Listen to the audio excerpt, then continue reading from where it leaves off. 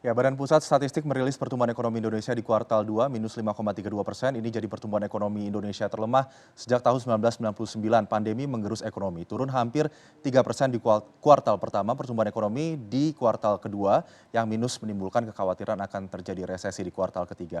Apa yang akan dilakukan untuk mengantisipasi resesi dan sejauh mana stimulus telah dikeluarkan untuk menahan laju kontraksi ekonomi? Kami telah terhubung dengan staf khusus Kementerian Keuangan, Justinus Prastowo. Selamat sore, Pak Justinus.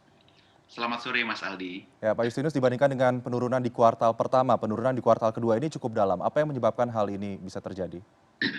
Ya, secara umum ini juga dialami oleh banyak Mhm. negara, bahkan ada yang lebih dalam dari Indonesia. Kalau kita lihat memang penurunan terjadi karena yang pertama PSBB yang cukup masif di kuartal 2, sehingga aktivitas ekonomi praktis tidak bisa dijalankan. Dan Mhm. kalau kita lihat sektor transportasi pergudangan serta perdagangan yang paling banyak terdampak, itu mengkonfirmasi hal itu. Yang kedua, secara internasional praktis di kuartal 2 perdagangan terhenti. Tidak Mhm. ada pasokan, ekspor impor dan sebagainya yang signifikan. Mhm. Itu juga berpengaruh pada pelemahan perekonomian kita, selain juga faktor daya beli yang terkonfirmasi dengan turunnya konsumsi rumah tangga. Ini tentu karena PSBB yang masif tadi membuat banyak sektor tidak bisa beraktivitas normal, sehingga terpaksa merumahkan karyawan, PHK, atau bahkan sama sekali tidak bekerja untuk para pelaku UKM misalnya, Mas Aldi. Mhm. Memang tidak hanya Indonesia saja, tapi negara-negara lain bahkan sudah mengonfirmasi positif resesi seperti Singapura, Hong Kong, kemudian Korea Selatan, bahkan Jepang dan Amerika Serikat. Namun untuk kemudian nanti meningkatkan konsumsi dan juga meningkatkan kegiatan-kegiatan produktif di dunia usaha, paket stimulus apa yang saat ini sedang dikejar oleh pemerintah? Ya, yang pertama untuk mendorong konsumsi dan menjaga daya beli masyarakat, pemerintah memperpanjang pelaksanaan bansos dan juga memperluas cakupannya. Sekarang ditambahkan untuk bansos produktif bagi para pelaku UKM. Lalu yang kedua, eh, pinjaman tanpa bunga untuk rumah tangga, ini juga akan mendorong konsumsi dan menjaga daya beli. Lalu yang ketiga, mengubah skema insentif PP pasal 21 menjadi cash transfer ke kelas menengah.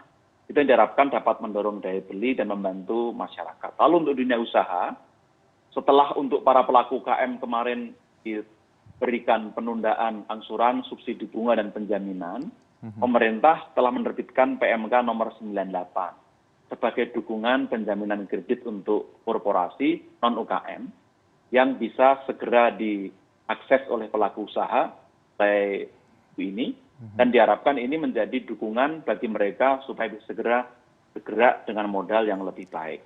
Baik, Pak Justinus, ini lapangan pekerjaan juga menurun begitu ya, pembukaan lapangan pekerjaan tadi juga Anda menyebutkan ada banyak karyawan yang dirumahkan. Namun untuk mengejar, gerakan ekonomi yang lebih baik di kuartal ketiga, sektor apa yang kemudian, diharapkan dapat diandalkan untuk mendorong ekonomi di tengah pandemi, terutama di kuartal 3 nanti?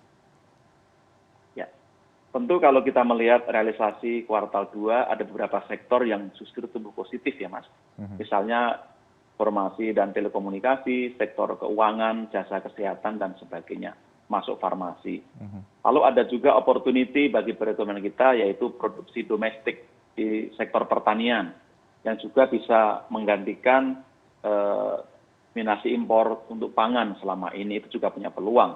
Lalu berikutnya adalah pariwisata yang sudah mulai bisa dibuka tentu dengan protokol COVID, terutama tujuan-tujuan yang aman. Ini juga bisa mendorong selain untuk aktivitas ekonomi setempat, juga sektor transportasi akan sangat terbantu. Mhm. Lalu yang terakhir yang jadi fokus adalah sektor padat karya, terutama yang punya karyawan cukup banyak di sektor manufaktur dan juga yang berorientasi pada ekspor, itu sangat kita support dengan insentif-insentif yang ada.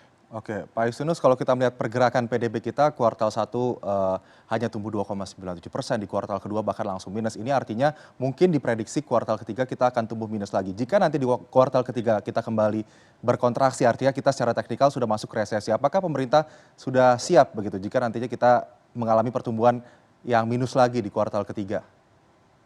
Ya, Mas Aldi, tentu saja kita berharap jadi resesi di kuartal 3 ini, tetapi pemerintah tetap waspada dan menyiapkan bantalan kebijakan. Semoga kalaupun resesi tidak terhindarkan, itu hanya sebagai kondisi jangka pendek sebagai prasyarat untuk recovery ekonomi kita. Maka kita ingin memastikan yang penting warga masyarakat, terutama masyarakat menengah bawah, betul-betul terlayani dan dijaga supaya jangan sampai terdampak lebih dalam. Lalu dukungan pada dunia usaha, termasuk dalam APBN 2021 yang sedang kita rumuskan pun, kita sudah mulai menyiapkan ekstensi atau perpanjangan insentif sampai dengan 2021, termasuk juga skema-skema yang mendukung pertumbuhan yang lebih baik fokus pada sektor infrastruktur digital, kesehatan, pendidikan, dan ekonomi yang punya multiplier efek yang tinggi. Itu yang sekarang kita jadikan fokus dan akan menjadi bantalan kebijakan pasca kuartal 3 ini, Mas.